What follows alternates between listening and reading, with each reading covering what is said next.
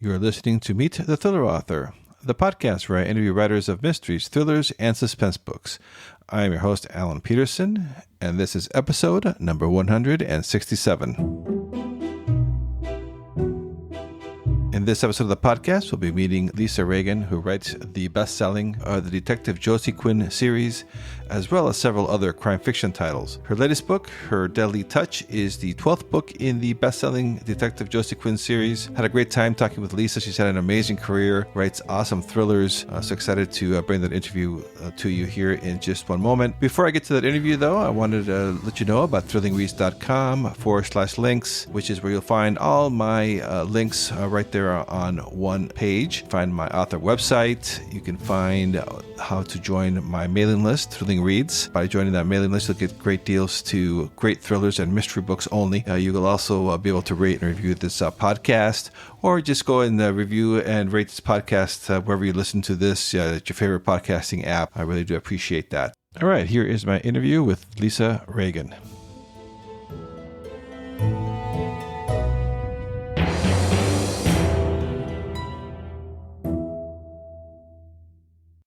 And I'm really excited today. I have Lisa Regan. She's a best-selling author of the Detective Josie Quinn series, as well as several other crime fiction titles. The latest book in the Josie Quinn series, Her Deadly Touch, was published on August 12th. I just finished it a couple of days ago. Very excellent, very creepy. Welcome to the podcast, Lisa. Thank you. It's a thrill to be here. I really appreciate you having me on. Oh, thank you. Thank you for coming on. I really appreciate that as well. So can you give us a little bit about you have such a fascinating background. Can you give us a little bit about your background, your story of getting that first book published? I had always written books since I was 11 years old. And but my dad was kind of like, you don't want to be a starving artist if you can help it. So, like get another job and then write on the side and try to make that happen. And so I was always writing. I got a degree in English, a degree in education, and then took a veer off in a different direction and ended up being a paralegal. And all this time I was writing, and I finally finished something that I thought other people might want to read. And that was Finding Claire Fletcher, which I finished in 2006. It took me 4 years and 154 rejections to get a literary agent. And then we were on submissions to publishers for 2 years. And then I got picked up by a small press that pretty much as soon as they put the book out, they closed. And so then I was indie for a while, and I got picked up by Thomas and Mercer. And that went pretty well, but I wasn't like breaking any records. So I was just kind of hanging out there, deciding what to do. And I loved the books that Book Auteur was putting out. I really loved their authors. And I thought, wow, it would be, really a dream to work with them. And so I pitched them a couple of books, and they didn't like them. But the editor, who is still my editor now, said, why don't you send me every other idea that you have, and maybe we can come up with something that we both love. And so I came up with a proposal for what is now the first Josie Quinn book, Vanishing Girls, which was originally called Found Alive. And then they changed the title before publication. And so I pitched her the idea, and she loved it. And she said, if you can write that book and come up with the proposal for maybe 2 more books, and we'll talk. And I didn't want that opportunity to get away from me. So I wrote Vanishing Girls in 3 months. Wow. And they had been sold to Hachette by the time I finished it. And I thought, oh no, what if she's not there anymore? What if she's forgotten about me? But no, I emailed her, and she remembered me. She wanted to read the book. And then we went back and forth, over the contract details and the book details. And then they offered me a 3-book contract. And I thought for sure that those first 3 books were going to tank. And then I would be back out in the world really soon, looking for another publisher. And much to my surprise and delight, the series took off by book 3. And so now I'm a couple contracts later, and I'm contracted for a total of 20 books. Oh, Josie Quinn books? Oh, Yes. That's awesome. And over 2 million sales, right? So far. Yes. Over 2 million copies sold across the series so far. And that was before book 12 came out. Wow, that's just so awesome. So like a perseverance. I like Yeah. keeping at it. Yeah, because it's tough. I'm going through a query right now, and when those rejections start coming in, it's It's it's tough so to keep hard. going. Yeah, Yeah. yeah. So, and before you started to write these books, like thrillers, were you a fan of the genre? Is that why you chose to write in that genre, or? I was, and actually, I started reading more romantic suspense like Tammy Hogue and Lisa Jackson, and then I moved kind of into the Karen Slaughter, Gillian Flynn, Lisa Gardner. Moved a little bit away from the romance as one of the main focuses, and I love the genre so much. I'll read anything, but oh, I just love the mystery thriller genre so much. That's almost all I read because I just love it. It's so good. Yeah, those are great, and I have noticed too. The last couple of years, I find myself with like you said, Thomas and Mercer and Bokacher put out like the best thrillers the last Oh, couple of they do. years. Yeah, Yeah. they really Uh, do. so for people who aren't familiar with your books, can you tell us a little bit about what can they expect when they're reading one of your novels? With the Josie Quinn series, it's a lot of police procedural. Josie is a detective in a small city, a small fictional city, I should say, in central Pennsylvania, which is, I live in Pennsylvania, mostly lived in Philadelphia, but I worked and lived and traveled all over central Pennsylvania. So it's been a lot of fun to set the books there. And Josie starts out as this kind of really brash and angry rogue detective on her force. And then with each case in each book, she grows a little bit as a person, as an investigator, and becomes a little less angry, a little less brash, and she's trying to very hard to follow the rules. But with my books, I try to throw everything that I possibly can at her. So, all the cases that she has to solve are really complex with really strange clues that don't seem to go together. And you may very often find her, like hanging off a cliff or just running after a suspect and tackling him, that sort of thing. So I'm not afraid to put her into physical situations either. Can you tell us a little bit about the latest one? It's Her Deadly Touch. Can you tell us how that came together for you, what it's about? Yeah, actually, my editor came up with kind of a loose premise for it, which was like, what if we had a support group and the members of the support group were being murdered one by one? And so as we talked through it, in a tragic school bus accident, and one by one they start being picked off. And Josie's job is to figure out who the killer is and why the killer is, doing what they're doing. How do you come? So you say you wrote the first one in 3 months. Do you outline these? I'm kind of curious about your writing, your process to get these out. I have to outline them because just because the production schedule is so fast. Mm-hmm. If I don't outline them, I'm like a psychotic mess. So yeah, I spend a lot of time. I actually spend a lot of time outlining and thinking about it and making notes and writing what I call the crimes backstory. So the first thing I do is I sit down and I say, okay, Josie found a body. So how did that body get there? Who did it? What were the circumstances? What maybe did they leave behind? And so I write for myself, the crime, who was there, how it took place, what the motive was, all of this history. And I'll spend weeks on that. And once I've got that, then I outline the actual book. And then I will write the book pretty fast because by the time I'm done all that, the book is pretty fully fleshed out for me. It's just a matter of writing the actual scenes. And what do you used to write your books? Do you use like Word or something different, or? Oh yeah, just Microsoft Word. Oh, okay. I'm not I don't have great executive functions, so I'm not really well organized. It's just literally like I have one document that's like initial outline and notes and backstory and character names and questions. I just all cram it into one Word document, and then I'll use a different one to write the book. Yeah, because it's a pretty. I noticed that too with in the last few years with publishing. The schedule has gotten really moved up now because you publish several books a year. Yes. So that's how does that all come together? I'm assuming it's a great team behind you, and to, Oh, you know. yeah. I couldn't not do this myself. And the team at Book Auteur is just absolutely amazing. I mean, they really take care of everything to the point where I'm just writing the book and turning it in. And then I get to interact with my fans on social media, which is great. But I don't have to worry about the covers or the marketing or what it says on the back of the book or trying to get reviews. They do all of that for me. So my entire focus is on the book and my readers. Oh, that's wonderful. Yeah, and yeah, the covers are so amazing. They're so the colors, Yeah. and even though it's just like a landscape or something, it still looks like creepy and eerie. They do a Yeah, great job. yeah. And for Uh, some reason, people love the creepy house. I was like so excited. I think one for book 6, I got a bridge, and book 7, I had a little John boat, and I was so excited. So But it looks like they're going away from like the shape. It used to always be like a shape of a person. Now it's a shape of a house.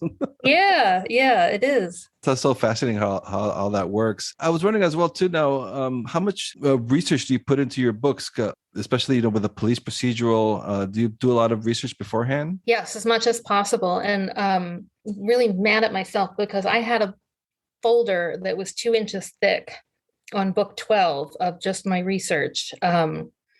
And I threw it away because I was like, oh, book 12 is out. And now I'm like, oh, I could use some of those notes and articles. And so, yeah, anything that I'm doing, I really try my best to talk to whoever I need to talk to that's going to be familiar with the subject. And I have really good friend that I went to grade school with, actually, who is a sergeant in a police department in Pennsylvania. And I will message him sometimes in the middle of the night and say, hey, I need Josie to do this. Is this possible? And if it is, how would she go about it? And he'll take me through the process of what wouldn't be possible, what would be possible. And then other than that, it's just a lot of kind of like cold calling people and saying, hey, I'm writing a book, could you answer my questions? And like sometimes it's really awkward. So like book 13, we have I'm going to use a dam. And I was looking for a dam expert, which is really hard to find for some reason. And then my stepdad, who's an engineer, was like, why, I could help you. I've worked on all these hydroelectric dams. And he's like, like, what do you need to know? And I'm like, well, I need to know where I could get a body in there. And he was like, oh. Like, He was hoping for an engineering question, right? just this, yeah. Yeah, where could I put a body in a dam? Yeah. He's like, I was not expecting that. Is that something that you like whenever you're driving around? Is your imagination always like thinking about, oh, this would be a good place for a murder? Oh, constantly. Yes. It just never stops. Everything I see is fodder for what could go wrong in a Josie Quinn novel. Yeah, I think that's been so great too. With seeing the progression, like you were saying in the beginning, like there's been a lot of changes in Josie from the first book. Is that fun for you now? Kind of like you've been watching her like change and grow. I wonder how does that work for you? How does that feel to see that growth? I love it because I, as a reader and a television watcher and a consumer of entertainment, I really find it more gratifying, especially in a series. If I'm watching and I've invested all of this time and energy into something that I'm reading or watching, if the character shows some growth as a human being, this may seem like a really silly example, but ages ago, I was a huge fan of Grey's Anatomy. Until the season of the plane crash, that was too much for me. But until then, I think it was like 8 seasons. I watched that show religiously, was obsessed with it. And one of the things that was so exciting for me was watching the main character, Meredith Grey, grow as different things happened to her. And as she moved through life and past traumas and all that stuff. And so I wanted to do that in my own work, that if you're going to read 12 of my books, then I hope that you will be gratified that you stuck around, because Josie's going to transform in ways that you didn't expect. Yeah, I imagine it'd be kind of hard if you're not doing that, because then you probably would lose the reader's interest if it's always the same. I would imagine that's kind of makes it kind of more invested into her and the books and the Yeah, series. yeah. Yeah. Yeah. Very few, like, I guess Law and Order was one show where it was always just the case, and you didn't Right. really delve into the people, the characters, but that was one in a million, really. Yeah. Yeah. And I was wondering as well too, with this crazy year and a half that we've been having with the pandemic, has that any changes into the way you're doing things? Are you planning to address it in future books? What are your plans? Um, I have not written the pandemic in any of my books, and the reason was because my readers were like, please don't do it. Mhm. Um, I had a lot of discussions online with them and over email and on social media. And, you know, they were, because my audience is extremely engaged. And they were all like, listen, we have to live with this every single day. When I pick, and they would say to me, when we pick up one of your books, we're looking to get away from this horrible reality, even if it's just for a few hours. So, they really did not want the pandemic in the books. And I said, that's fine. If that's what the readers want, that's how I feel. I mean, every day of the last year and a half has been, in its own way, kind of a special hell. And watching what's happening to people and watching what's happening to the world and how people are getting sick and dying and suffering and losing their financial security. And so as a reader, if you gave me a choice between a book that was going to have that in it that I'm living, and one where I will be transported to somewhere that doesn't have that, I would pick the non-pandemic book. So and that's my preference. There's nothing wrong with books that, write the pandemic into them. Karen Slaughter just did it with False Witness, and I thought she did it extremely well. And I didn't feel stressed out by it. I thought it was really, really fabulous the way she did it. But for me personally, I just have chosen not to do that. Yeah, I think because next we're reading to escape, and then like you said, it's kind of like a reminder. Yeah, Yeah. And I've been asking this for like the last 6-7 months to my guests, and I think I should go check what the statistics are, but I think it's like 95% are ignoring it. Right. Yeah, and so far the only books I read John Sanford's later Ocean Prey, and at the end he mentioned it. Oh, like there's this new thing. This is at the end of 2019. That was about it. So it's Okay. that's the only book that I've read recently that has addressed even broached it. So that's fascinating stuff. I was wondering too, because so just because I'm nosy, what's like your writing day like? So like, do you like have set hours? Do you set word goal counts? No, I used to try all that, and it doesn't work for me because, again, I have a very disorganized mind. And I just want to say this, and I always say this to new writers, which is that, if anybody's listening, because people are always like, oh my God, you write 3 books a year. I can't do that. That doesn't mean anything. You shouldn't be worried about. You shouldn't be comparing yourself to anyone, especially not me, because I'm very disorganized. But I always say that the only right way to write a book is the way that works for you, and everybody's different. And so for me, I try to get in a couple of hours every day where I'm at least sitting at the desk, and if I'm not actively writing, I will be taking notes and working on my outline or working on my backstory. But a lot of the times it's just me weeding in the yard or taking my dog for a walk and turning things over in my mind. And then while I'm supposed to be like at dinner, I'll be frantically typing stuff that I thought of. And then, after dinner, I'm frantically typing stuff that I thought of. And then, like a month before the deadline, nobody sees me. I'm in the book and I can't do anything else. I can't talk. My husband just kind of slides food across my desk. and comes back for the plate later. So somebody said in an interview recently, another writer was like, oh, if you wrote a book in a month, I wouldn't read it because it would suck.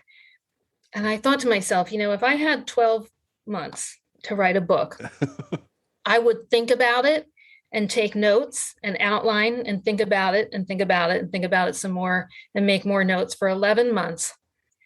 And then I would write it in the last month. That's just how I operate. That's the way my brain works. So it's not efficient and it's not fun for your loved ones, but but it's working. It's working. it works for you. Me. Yeah, like you said, whatever it takes for whoever, for all different writers have different ways of doing things. So that's the important part. And so then I was wondering too, like, with as the series progresses too, and now you have there's 20 books going to be out in Josie Quinn.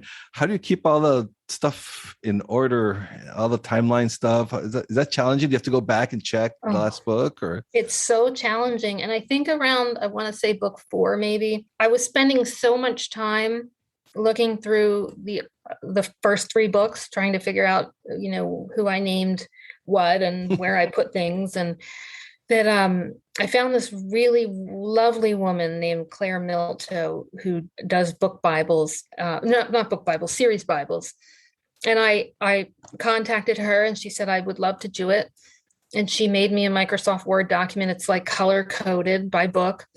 And with every book, I send her, the new book, and she goes through it and she adds all the new stuff to it. So then I have the book Bible open on my desktop the whole time I'm outlining and the whole time I'm writing, so that if there's any question, I can just search by word.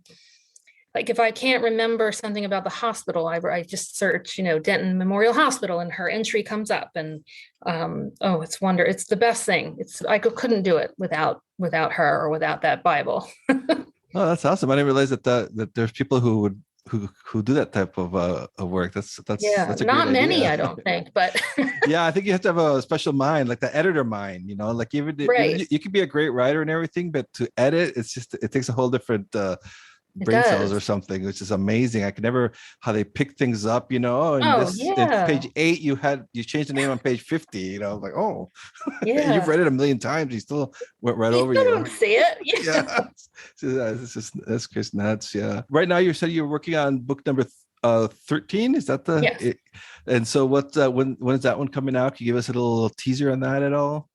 That one will come out in December. I have the tentative title, but I don't think I'm allowed to say it yet. Basically, I'll just say this. A series regular disappears, and then a dead body is found, and Josie has to piece together the connection between them both to solve the cases. And so what's then, are you already working on the next one then? Are you usually ahead of your schedule? Usually I would be. I'm a little behind this year because my dad passed away in April. So I've been, it's been really tough. So I'm just behind.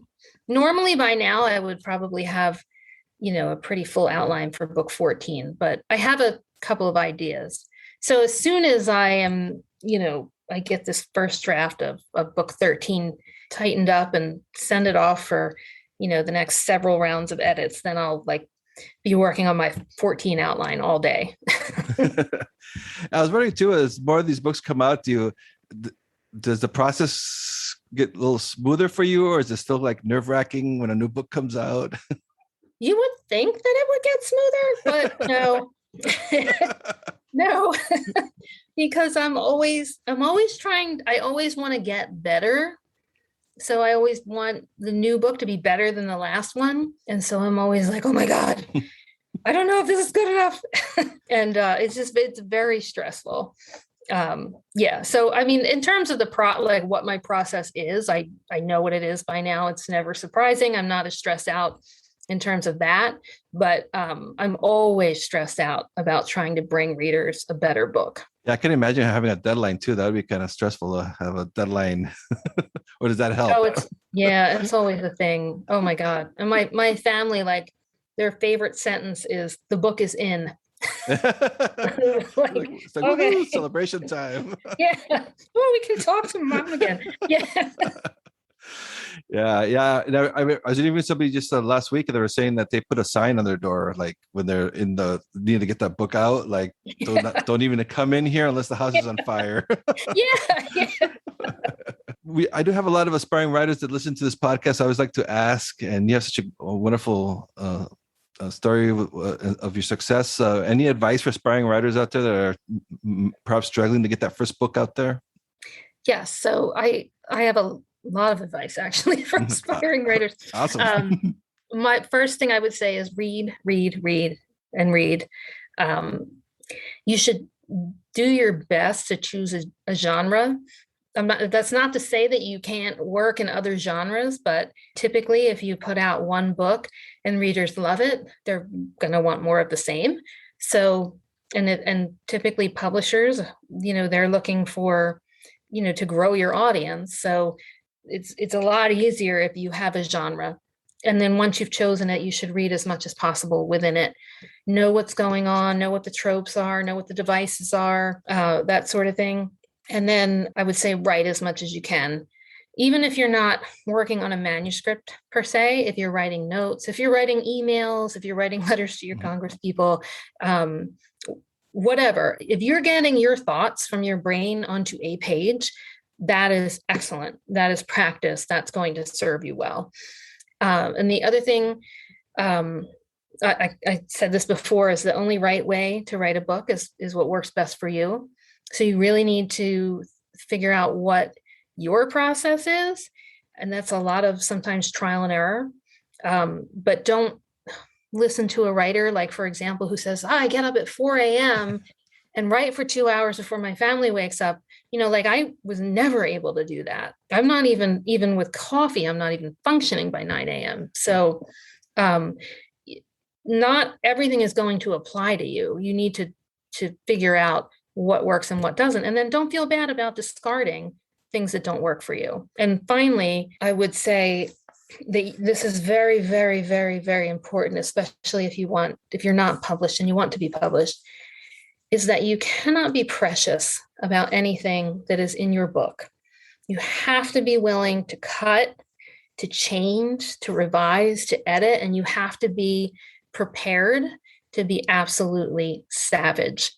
And so you're going to need a very thick skin, not just for that, but for later when you're getting bad reviews.